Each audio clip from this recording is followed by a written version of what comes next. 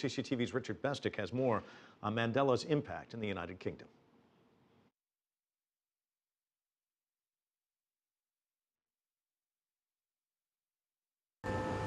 Britain had something of a split personality when it came to the cause of Nelson Mandela. The popular culture of the day was a call to free the man and to end apartheid. However, the establishment over there in Parliament had a different view. Some British parliamentarians put the financial interests of UK investors in South Africa ahead of the moral arguments against apartheid. From the ordinary people outside Parliament, though, was formed the anti-apartheid movement.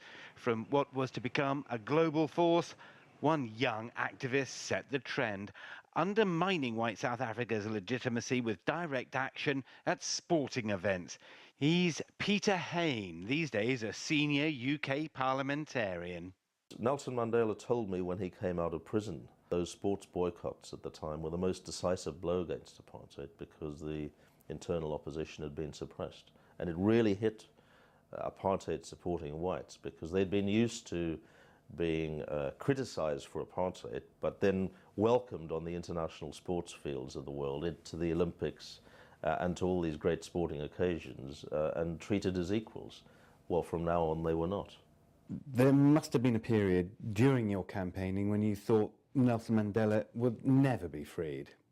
In the 1960s and into the 1970s, it was desperate. The anti-apartheid movement was relatively small, though powerful, especially in Britain, and it seemed a tremendous big fight, and the edifice of apartheid seemed almost impossible to crack and to defeat. It was only through campaigning and through his name and his face becoming an inspiration for the struggle, but also to personify the anti-apartheid struggle. Nelson Mandela became the person who most symbolized what the anti-apartheid movement was about. Tell me, what kind of man was Nelson Mandela?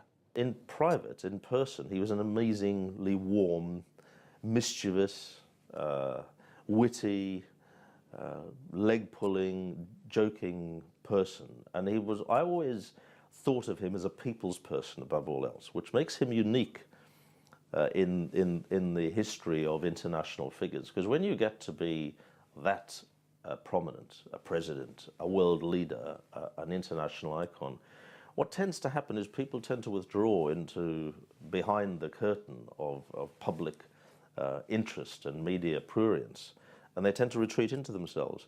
The very opposite was true of Nelson Mandela. He just loved people.